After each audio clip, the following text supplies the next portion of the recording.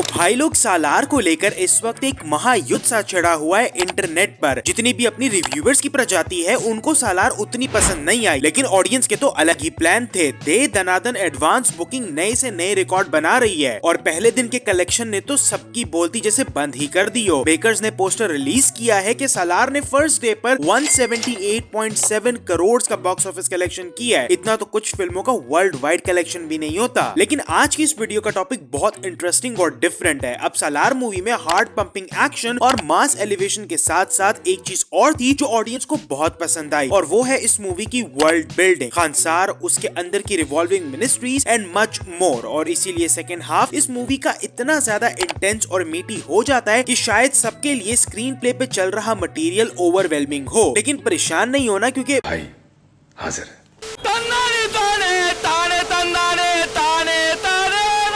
और इसीलिए आज की इस वीडियो में मैं एक्सप्लेन करूंगा तुम्हें सालार पार्ट 1 सीज फायर की स्टोरी और एंडिंग। तो without further adieu let's get started.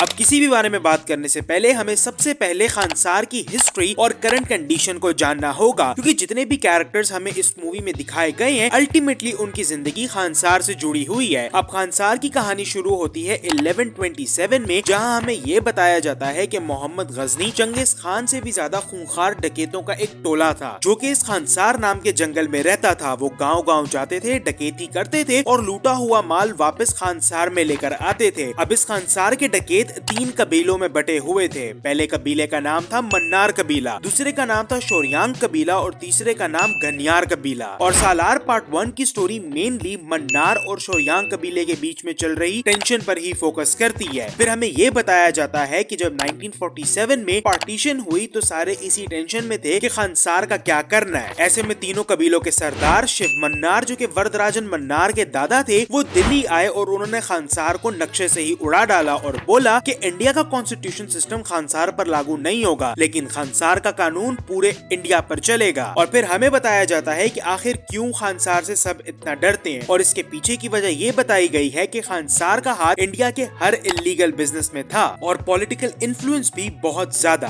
अब शिव मन्नार को अपने कबीलों की वायलेंट नेचर का बखूबी अंदाजा था, और ऐसे में कहीं वो खुद ही आपस में लड़कर ना मर जाएं, इसके लिए उन्होंने एक मिनिस्ट्री सिस्टम और एक कॉन्स्टिट्यूशनल बुक फॉर्म की, जिसका नाम इस मूवी में निबंधन रखा गया है। और 1985 में अपने शिव मन्नार भाव की ऊपर की टिकट कट जाती है और सारे कबीलों की आपस की सहमति के चलते हुए शोरियांग कबीले के सरदार धारा को खानसार का नया किंग बनाने की सोच रखी जाती है। लेकिन शिव मन्नार के बेटे राजा मन्नार के कुछ और ही प्लान्स थे। वो खुद किंग बनना चाहते थे, जिसके चलते हुए उन्होंने शोरियांग के पूरे कबीले को ही कत्ल करवा दिया। बच्चे, बूढ़े, मर्द, औरत, हर एक को, किसी को नहीं बख्शा। और राज मन्नार की ये ब्रुटैलिटी देखकर सबने उनके सामने घुटने टेक दिए और वो बन गए खानसार के नए किंग। अब यहाँ पर राजा मन्नार का फैमिली ट्री भी बहुत कॉम्प्लिकेटेड है, क्योंकि राजा मन्नार ने 2 शादियां की हुई हैं। पहली बीवी से उनके 2 बच्चे हैं, एक बेटा जिसका नाम रुद्र है, जिसके कैरेक्टर को अपने KGF के गरोड़ा भाई प्ले कर रहे हैं, और एक बेटी जिसका नाम है राधा रमा। और दूसरी बीवी से उनके 2 बेटे हैं, पहला तो वरदराजन मन्नार और दूसरा उसका छोटा भाई। अब राधा रमा और रुद्रा वरदराजन मन्नार को इसीलिए नहीं पसंद करते थे क्योंकि वो उसको वर्दी नहीं समझते थे, और दूसरा क्योंकि Raja Mannar out of all his kids Varadarajan Mannar को ज्यादा प्यार करते थे, क्योंकि वरदराजन मन्नार की शक्ल हूबहू उनके फादर शिव मन्नार से मिलती थी। और इसीलिए वो चाहते थे कि किसी तरह वर्धा कर्ता बनने की रेस से बाहर हो जाए। और जितने भी दूसरे कबीलों के लोग और गवर्नर्स थे वो बैठे ही इसी फिराक में होते हैं कि कब राजा मन्नार कुर्सी से हटे और वो उस कर्ता की कुर्सी पर अपना हक जमा सके।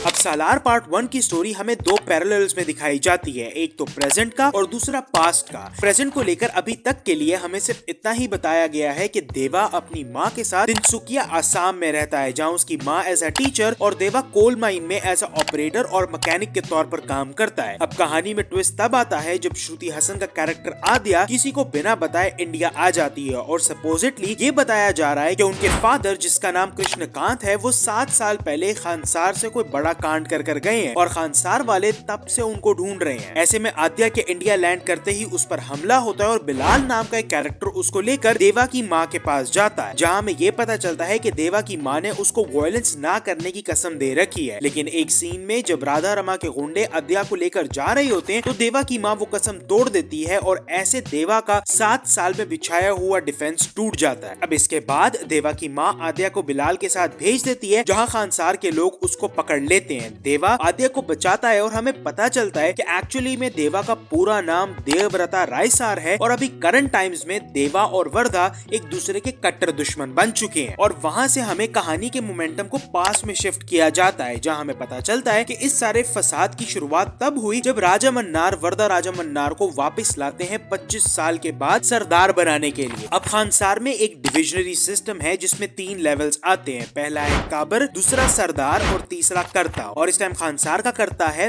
राज मन्नार। अब वर्ध राजन मन्नार काबर से कभी सरदार इसीलिए नहीं बन पाया क्योंकि बचपन में उसने देवा और उसकी माँ को बचाने के लिए अपना वो कड़ा जिसके बेस पे उसने सरदार बनना था वो रंगा के बाप को दे दिया था। और इसी बात पे गुस्सा होकर राजा मन्नार भी उससे काफी ज्यादा नाराज थे और राजा मन्नार वर्धा को वापस बुलाएं इस चीज पर उनको इन्फ्लुएंस करता है उनका दामाद जिसका नाम है भैरवा। अब वर्धा के आते ही राजा मन्नार किसी बहुत जरूरी काम से खानसार से बाहर जाते हैं और यहीं से सारी कहानी एक बहुत ही इंटरेस्टिंग टर्न ले लेती है क्योंकि यहाँ से खानसार में ही एक सिविल वॉर शुरू हो जाता है। हर कोई डिफरेंट आर्मीज बुला लेता है और खानसार में एक लिटरल ब्लडशेड शुरू हो जाता है। और तभी राधा रमा खानसार में सीज फायर का ऐलान करती हैं और रुद्रा उनको अपोज करते हुए सीज फायर हटाने के लिए वोटिंग की डिमांड करता है। अब सीज फायर हटेगा या नहीं, इस वोटिंग के अंदर 9 दिन का टाइम पीरियड दिया जाता है जिसमें रुद्रा मेक श्योर्स के वर्धा की जिंदगी एक लिविंग हेल बन जाए। हर कोई रेम्यूनेशंस ला रहा है, डिफरेंट कंट्रीज की आर्मी बुला रहा है और तब वर्धा 25 साल के बाद बुलाता है देवा को। अब देवा के आते ही सारी जंग के डायनामिक्स तब्दील हो जाते हैं जब वो नारंग और उसके बेटे को मार देता है। सीज फायर की वोटिंग होती है जिसमें सीज फायर हटाने वाली साइड पर ज्यादा वोट हो जाते हैं। वहाँ से एक एपिक फाइट की शुरुआत होती है और देवा और वर्धा के हाथों रंगा मारा जाता है। लेकिन यहीं इस क्लाइमेक्स में कुछ दिमाग घुमा देने वाले रेवलेशंस होते हैं। हमें पता चलता है कि भैरवा जो कि राजा मन्नार का दामाद है वो एक्चुअली में मन्नार है ही नहीं, वो एक शौर्यांग है। अब उस दिन जब राजा मन्नार ने शौर्यांग के पूरे कबीले को मरवा दिया था तो उस वक्त शौर्यांग के कबीले ने अपने काफी सारे बच्चों को सीवरेज में छुपा दिया था और वो बच्चे बड़े हुए और वो 25 साल से खानसार की जड़ों को कमजोर कर रहे हैं। ऐसे में खानसार में चल रही सिविल वॉर के पीछे सबसे बड़ा हाथ है शौर्यांग कबीले का। दूसरी तरफ रुद्रा और ओम भी फोर्सेस ज्वाइन कर चुके हैं और तब हमें पता चलता है कि राजा मन्नार खानसार से गए ही इसलिए थे क्योंकि एक बहुत बड़ी वेपन डील्स हुई थी जिसका ऑर्डर खानसार से प्लेस किया गया था जो कि घनियार कबीले से वाली ने दिया था। अब एक तरफ तो मन्नार कबीला आपस में ही टूट गया है और दूसरी तरफ घनियार का कबीला तैयार बैठा हुआ है हमला करने के लिए ताकि वो खानसार के थ्रोन को हासिल कर सके और तीसरी तरफ हजारों शौर्यांग तैयार खड़े हैं उसी थ्रोन को जलाने के लिए। लेकिन सबसे बड़ा खुलासा तो तब होता है जब हमें ये पता चलता है कि देवव्रता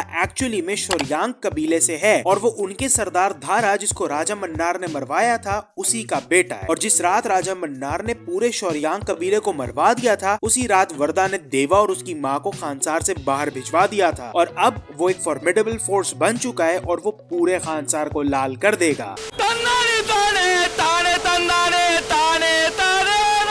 अब ये डेवलपमेंट्स जो कि इस मूवी के सेकंड हाफ में होती हैं वो सालार 2 के लिए एक्साइटमेंट और ज्यादा बढ़ा देती हैं। यहाँ पहला सवाल तो ये खड़ा होता है कि क्या देवव्रता को पता है कि वो एक शौर्यांग है? तो यहाँ पर मेरा जवाब है हाँ, उसको पता है क्योंकि एंड पे जो शॉर्ट मूवमेंट्स बाकी सारे शौर्यांग कर रहे होते हैं वही शॉर्ट मूवमेंट्स देवा भी कर रहा होता है, क्लियरली इंडिकेटिंग कि he is very well aware that who he is. शायद वर्धा को भी इस बात का बहुत अच्छे तरीके से अंदाजा था और इसीलिए जब सब एंड पर देवा को देखकर शॉक हो जाते हैं तो वर्धा रिमेन काम एंड कंपोज। अब यहाँ बहुत सारे लोग ये थ्योरीज बना रहे थे कि शायद वर्धा और देवा खानसार के थ्रोन को लेकर दुश्मनी पालेंगे आपस में, तो मुझे ऐसा नहीं लगता क्योंकि जिस सीन में देवा श्रुति हसन को खानसार के लोगों से बचाता है वहाँ पर हमें पता चलता है कि ये सारा का सारा प्लान राधा रमा का था और प्रेजेंट टाइम के अंदर राधा रमा बहुत ज्यादा पावरफुल तो हो चुकी हैं लेकिन वो बहुत ज्यादा बुरी स्टेट में है और वो बार बार एक ही बात दोहरा रही होती हैं कि मुझे वो चाहिए, शायद रेफरिंग टू देवा। और जब देवा एक्चुअली में इनके सामने आता है तो वहाँ पर वो कहती कहती हैं कि खानसार का सालार वरदराजन मन्नार का सालार देवव्रत रायसार, और ये जो खानसार की सील है ये भी देवा की ही बनाई हुई है। इसका मतलब ये कि सालार पार्ट 1 के उस इवेंट के बाद देवा ने अपना वादा पूरा किया होगा और उसने वर्दा को खानसार का कर्ता बनाया होगा और वो खुद खानसार का सालार बन गया होगा। और यहीं पर सबसे बड़ा सवाल आता है कि फिर आखिर देवा और वर्दा दुश्मन बने तो बने क्यों? अब जहाँ तक मुझे लगता है कि सालार पार्ट 2 जिसका नाम इन्होंने शौर्यांग पर्वम बताया है, उसके फर्स्ट हाफ में हमें यही दिखाया जाएगा कि आखिर देवा वर्दा दुश्मन बने तो बने क्यों, और सेकंड हाफ में हमें प्रेजेंट की कहानी बताई जाए। जो भी हो, इतना तो कंफर्म है कि देवा ने सालार पार्ट 1 के बाद भी खानसार में कुछ ऐसे कांड जरूर किए हैं जो तुम्हारे रोंगटे खड़े कर देंगे फॉर श्योर। तेरो आज के लिए बस इतना ही। ये सालार की स्टोरी वाली वीडियो का एक सेकंड पार्ट भी आएगा क्योंकि ये वीडियो बहुत लंबी हो गई थी और मेरे पास कुछ ऐसी कमाल की डिटेल्स हैं जो हमें सालार पार्ट 2 शौर्यांग पर्वम के बारे में और क्लैरिटी देंगी और उसके पॉसिबल प्लॉट पॉइंट के बारे में बताएंगी। अब वो डिटेल्स इतनी ज्यादा हैं कि उसके लिए मुझे एक डेडिकेटेड वीडियो बनानी पड़ेगी, तो स्टे ट्यून्ड। उस वीडियो पर काम चल रहा है, मैक्सिमम 1-2 दिन में तुम लोगों को देखने को मिल जाएगी। और कॉमेंट्स में अपनी ओपिनियन जरूर शेयर करना कि तुम कितने एक्साइटेड हो सालार पार्ट 2 के लिए और तुम्हें सालार पार्ट 1 की टोटल वर्ल्ड बिल्डिंग आखिर कैसी लगी। और अगर ये वीडियो पसंद आई हो तो लाइक और चैनल को सब्सक्राइब जरूर करना और बेल आइकन को भी प्रेस कर देना ताकि मैं जब भी कोई नई वीडियो अपलोड करूं तुम्हें पता चल जाए। और मैं मिलूंगा तुमसे अगली वीडियो में, तब तक के लिए। Hasta la vista, baby.